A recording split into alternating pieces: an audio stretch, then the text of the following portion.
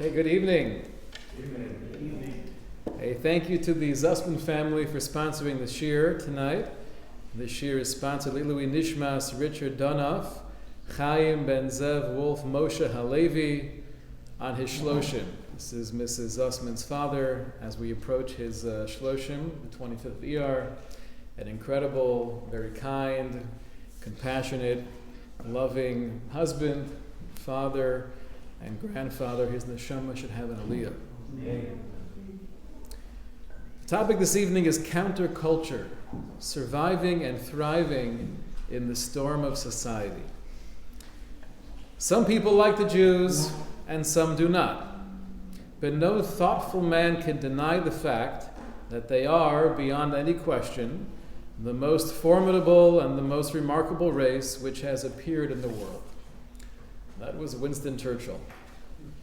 So you can like us, you might not like us, but anyone looking with an objective perspective on history, on life, it's impossible to reject the reality of everything that we as a Jewish nation, we've brought to the world, we've uplifted the world, the light of morality, of equality, of compassion, of justice, and the list goes on. However, as Jews sometimes we could be bashful, we could be a little bit embarrassed to stand strong and proud and to show that yes, I am Jewish and perhaps I do things slightly different than you. Shlomo Carlebach used to say that when he would go onto a college campus trying to find Jewish students, so he would ask people, what religion are you? Sometimes the response was, I'm Christian, or I'm Muslim. And then sometimes the response would be, I'm a human being. And if Shlomo said, I knew he was a Jew. So sometimes we're bashful, we're not proud of the fact, we don't demonstrate, we don't express. And this is something that can be a negative in our overall growth as individuals, as a culture, as a family.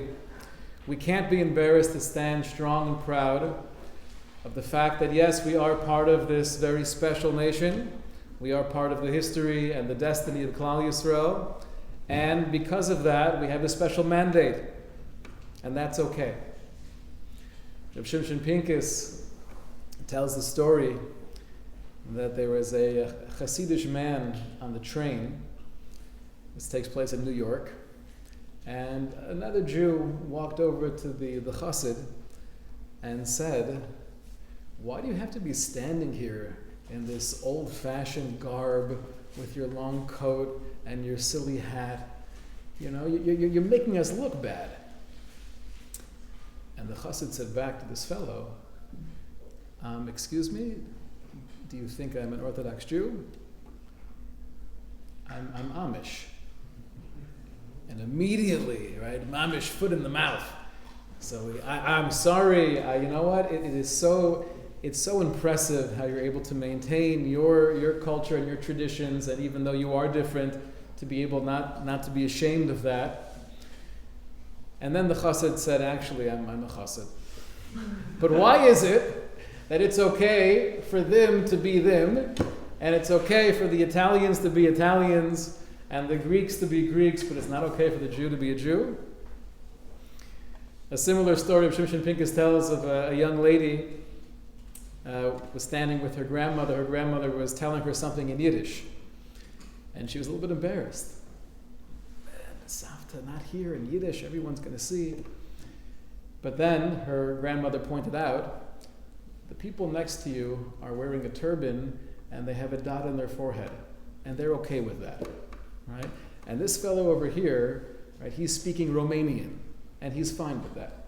I could speak Yiddish to you also. Why should we be more ashamed? Why should we be less proud than any other nation on this planet? Rav Shimshon Pincus continues.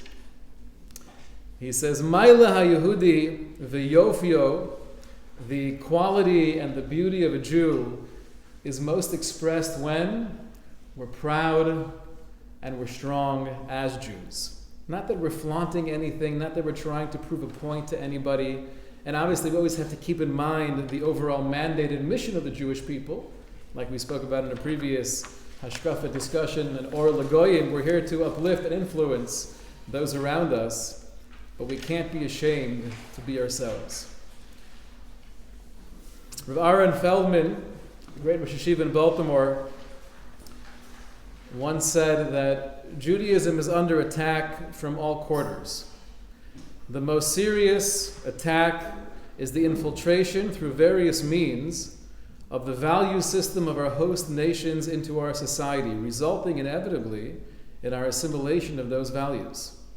We must bring to the attention of our people, and especially our children, what true Jewish values are and why we reject the culture of the nations. We are all subject to a subtle, ongoing indoctrination in Western civilization's view of life, as centered on man and his attainment of physical pleasure. Nearly every advertisement contains the suggestion that the purchase of a particular product will assure us the satisfaction of physical desires, of pleasure or of personal recognition and importance. Rav Aaron Feldman said, Judaism is and always has been a counter-cultural force in human society. As long as we remain steadfast in our own beliefs and values, we will flourish.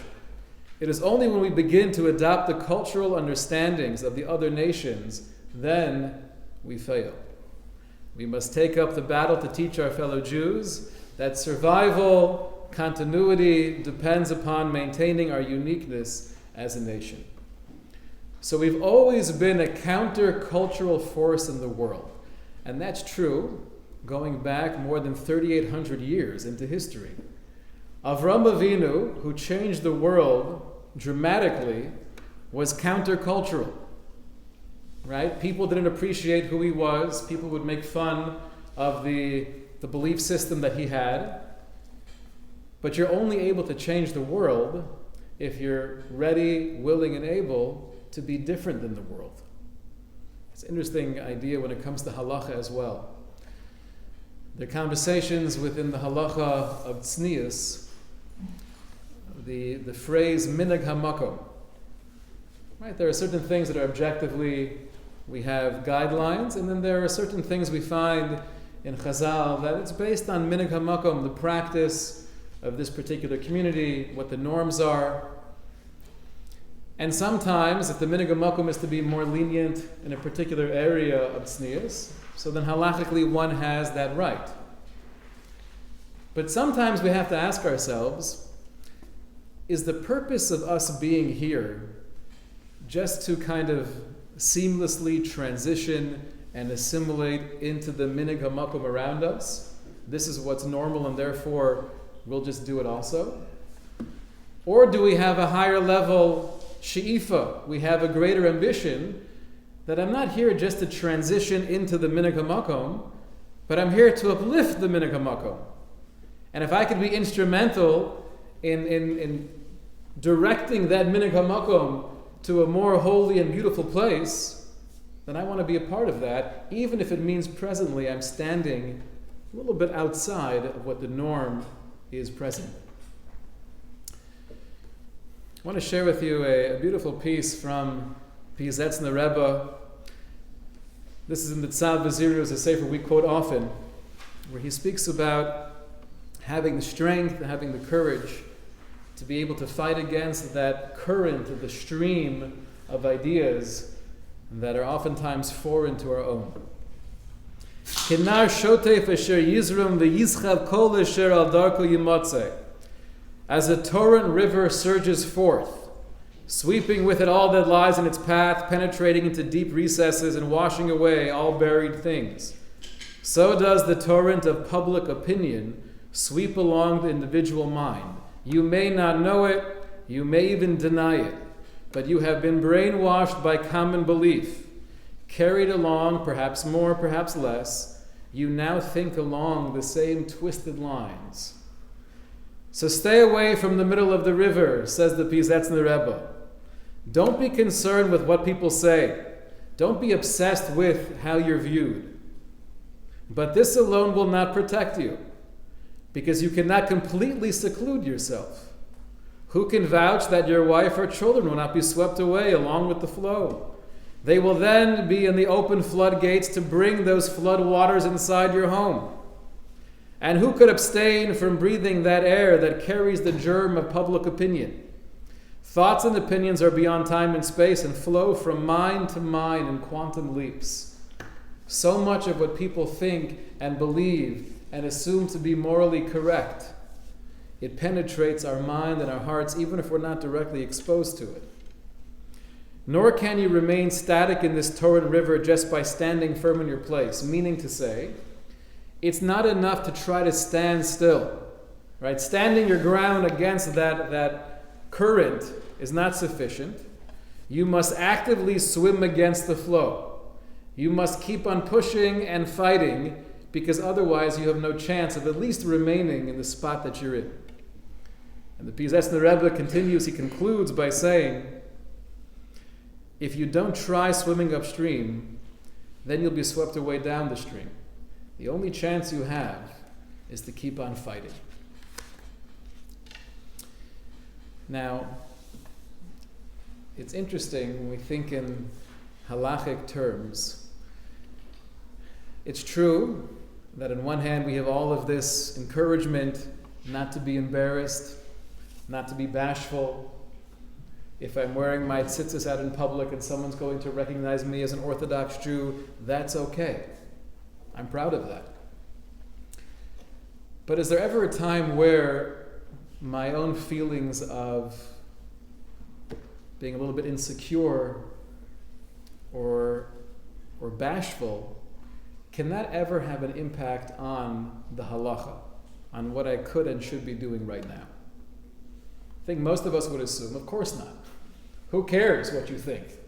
Be a man, do what you got to do, and deal with it. Why would your subjective feelings play a role in what the objective halacha is? However, we do know that the Gemara speaks about the idea of kavod habrios. Kavod habrios, human dignity, can push aside an isser derabanan, and it can even allow one to forgo being mekayim a mitzvah deraisa. So, for example, a person is walking and somebody points out, wait 1 second, that suit, is that a Tommy Hilfiger suit? Yes, it is. Do you know that Tommy Hilfiger is filled with shatnez? No, I didn't realize that. Not a good thing. It happens to be, right, hypothetically, it's shatnez derabanan. It's not deraisa, but it's shatnez derabanan. So now you have two options. Option number one is take off the suit right there and continue walking home without any clothing on. Option number two is quickly get home, take off the suit, and change into something else. What is the halacha in this case? Right? Option two. Because we're discussing right now in this hypothetical case a question of shatnez derabanan, and kavod habrios can push aside, can allow you to do an isser derabanan. So don't stand there and enjoy it, get home and change, but in the meantime, my human dignity is allowing me to do something that generally speaking is actually asr. So that's an example where my feelings of insecurity or discomfort can actually play a role in halacha. Now the idea behind this is a Gemara in Brachos, and the poskim speak about this in many places throughout Shulchan Aruch. The idea is because when Chazal created any particular isser, they did not want their isser to infringe on human dignity. And if there's ever a conflict, they incorporated into the halacha, I want you to feel comfortable and dignified and not have to sacrifice on these basic human necessities. So does this mean, take another example. I am now standing at the airport, Terminal 4, waiting for the flight, and it turns out that it is almost shkia. Sunset is upon us. So I have to daven mincha. Only problem is everyone else is looking. I'm uncomfortable davening mincha in front of thousands of people. Could you potentially use the same argument? Kavod habrios. Maybe kavod habrios. It makes me uncomfortable. I'm bashful. I'm shy. I'm going to be standing here, going back and forth. Everyone's going to be looking at me. So maybe kavod habrios would allow me to skip mincha. Does that sound right? No. Doesn't sound right. So what's the difference between the case of wearing shatnez, where you're allowed to keep the clothing on, you don't have to take it off, and the case of forcing yourself to daven mincha because I don't care that it's uncomfortable, this is an obligation, do what you got to do. What's the conceptual difference? That was their Rabbanon Shabbos, though. What if it was their Raisa Shabbos? Deraisa would be different. If it's a real deraisa shatnez, you take it off right there and then and deal with the consequences. Yes. So what's the difference between these two cases? I want to share with you a powerful idea from Rabbi Yitzchak Blazer. Rabbi Yitzchak Blazer was one of the great disciples of Rabbi Yisrael Salanter, and he writes as follows. He says, the only time that kavod habrios can serve as an exemption, you don't have to do this mitzvah, or you're allowed to do this Isser D'Rabbanan, is it a situation where the reason why I'm feeling embarrassed is because the mitzvah, meaning choosing to do the right thing, is going to cause something that's objectively a busha. In the case of shatnez, if I have to take off my clothing, why am I embarrassed? Am I embarrassed because everyone's going to think that it's strange that I care about having a mixture of wool and linen in my suit? Is that why I'm embarrassed? I don't care about that. I just don't want to be standing here without this suit. So the embarrassment is coming from something that is more intrinsic to humanity. Standing in this way will be disrespectful. That's a lack of dignity. In the case, though, when you're trying to avoid davening mincha at the airport, why are you embarrassed? You're embarrassed about the mitzvah itself. People are going to see me praying and they might think that's strange. Then, explains Rabbi Yitzchak Blazer, there's no concept of kavod habrios. HaKadosh Baruch Hu would tell you, I understand this might be difficult for you, but this is a nisayon, and you have to try to work past it. And sometimes it takes a gavrakite. You have to have a courage. And it might feel kind of strange. If the reason why I'm embarrassed is because I'm doing the Ratzon Hashem, I'm doing the will of God, I'm fulfilling the mitzvah, but this mitzvah looks strange to you, that's not a reason to not do the mitzvah. Right? You hear that distinction? So when we speak about being able to push through feelings of insecurity and to be proud, this is not at all a conflict to the concept of kavod habrios. Now, how do we get there? How do we get to a point where, if there are certain things that I feel awkward with, or mitzvos that I do, or saying a bracha when I'm at work around other people that don't say brachos, how do I get to a point where not only I'm able to push through that sense of hesitation, but I could almost thrive in that setting? How do I get there? Listen to the holy words of Rav Moshe Feinstein. Rav Moshe Feinstein writes in the beginning of Parshas Kedoshim, generally speaking, when we read Rashi, Kedoshim Tiyu, Rashi explains that Prushim and Arayos, you should be separated from immorality. What does it mean to be separated? So Rav Moshe Feinstein explains, it doesn't just mean not overindulging in the physical pleasures and desires of this world, but rather hakavana b'zeh sha'adam margil atzmo b'devarim lehipuch mima she'anshei ha'olam osin. Kedoshim Tiyu is actually a requirement. It's an obligation to be margil atzmo, to train yourself to do that which the outside world does not do. Ad shenasa parush umuvdil mehem, until the point where it becomes more natural, where I'm no longer as constrained by what public opinion may or may not be.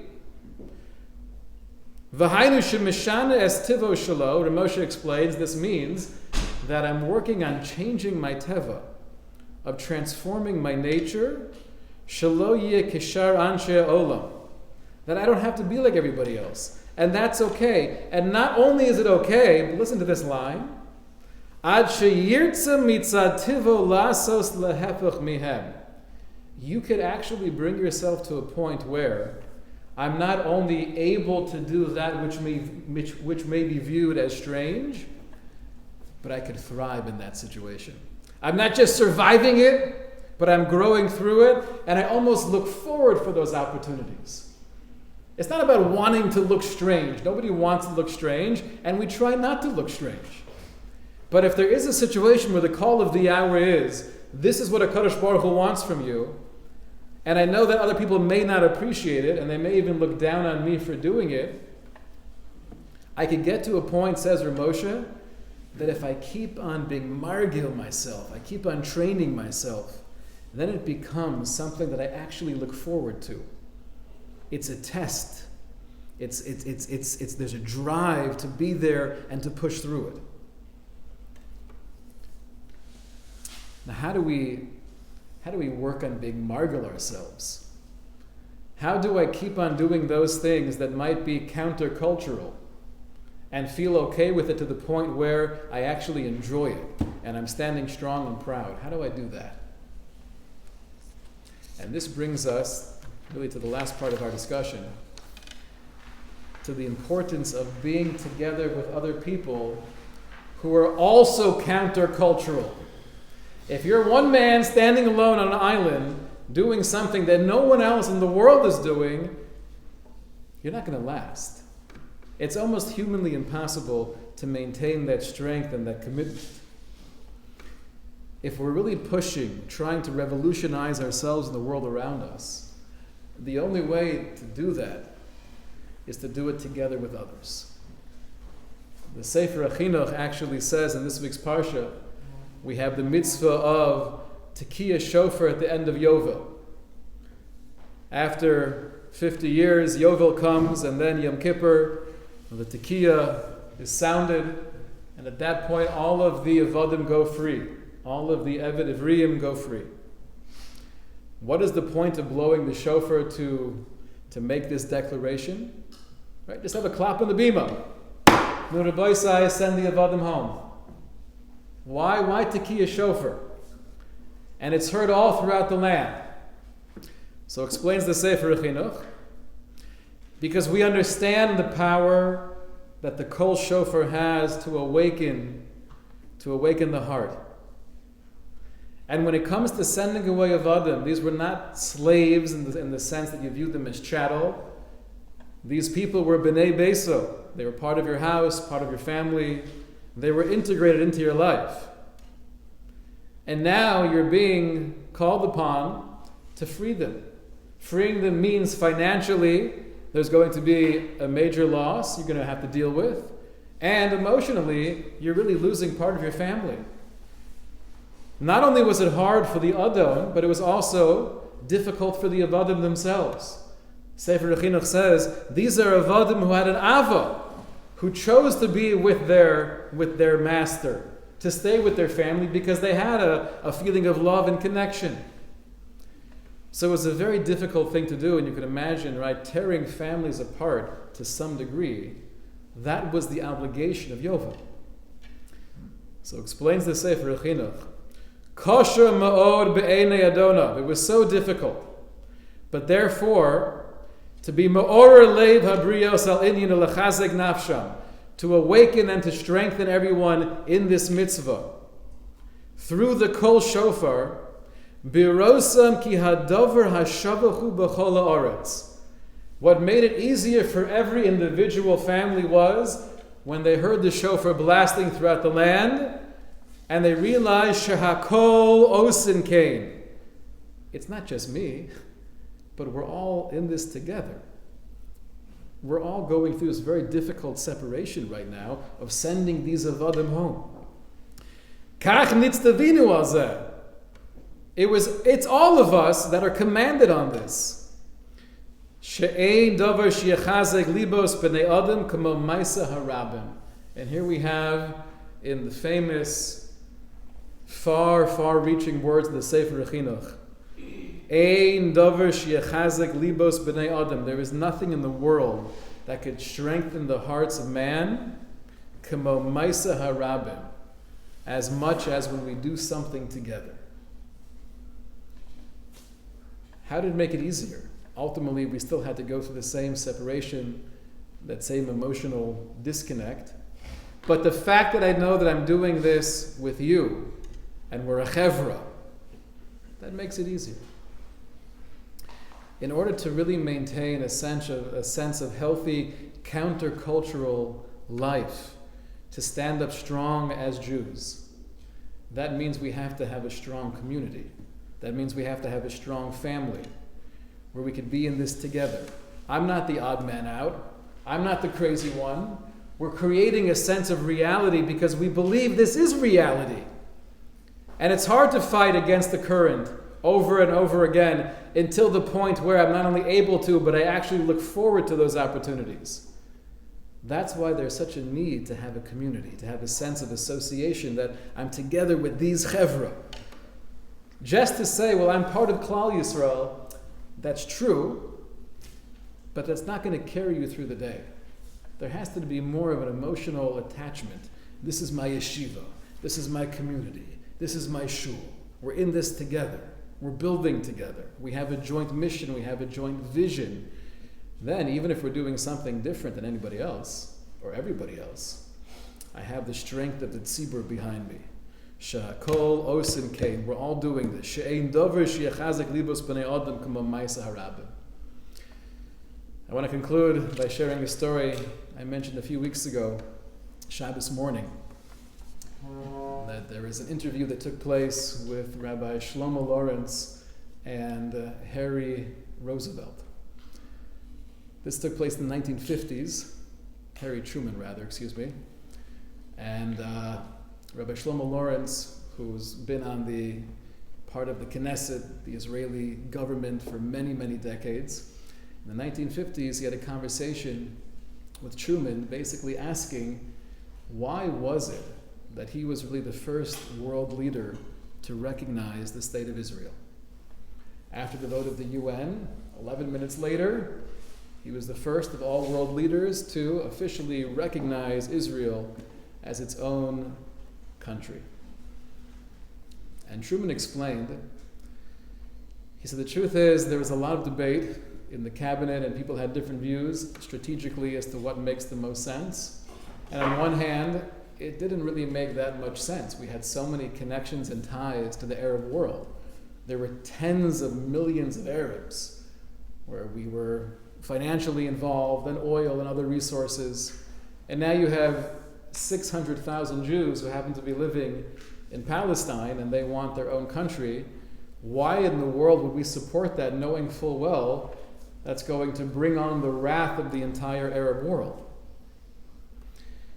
So he told the Shlomo Lawrence, he said, I'll tell you though, when I was younger, growing up, my father was very religious. He would read me Bible stories Sunday morning. And I remember him reading me the story about Cyrus, Koresh, who allowed the Jews to go from Persia back into Israel and to build the Second Temple. And as a young boy, like many young Americans, I had a dream of becoming the president. And I always thought to myself, wouldn't that be incredible if I could somehow be instrumental in allowing the Jews to go back to their land? And I knew Jewish families, Truman said. There were families in the community, they were religious, and they were very sweet and dignified, and sometimes they would ask me to come over to turn on or off a light, and they'd give me a slice of bread, challah. So I had a nice feeling towards them. Time passed, and obviously World War II ended the way it did. The first time and the only time in human history that atomic weapons were used. And I knew, together with Stalin, they also had that capacity, we understood that the world with this level of power is in danger. And I could only imagine, he said in the 1950s, I could only imagine looking into the future as you have this proliferation of nuclear weapons throughout the world, more of the risk, the existential risk of the continuity of the human race. So I thought to myself, as I was hearing different views back and forth in my cabinet, whether or not to recognize officially the land of Israel, I thought to myself, if this Jewish nation somehow had the power, had the influence, more than 3,000 years ago, to take the world that was dark and barbaric and primitive and superstitious, and somehow bring in the light of morality and a direction of godliness, then my personal feeling was the only chance we have of survival in the future is having a Jewish people who are strong, who have their own place to be able to thrive. So the unique role of Klal Yisrael in the world, that was noticed, that was understood to some capacity, right, by Truman.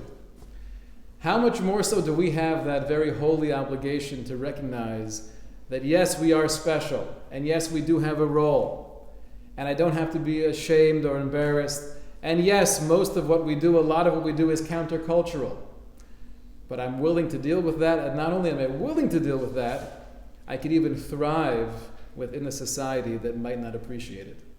Have a wonderful night. I think the rabbi had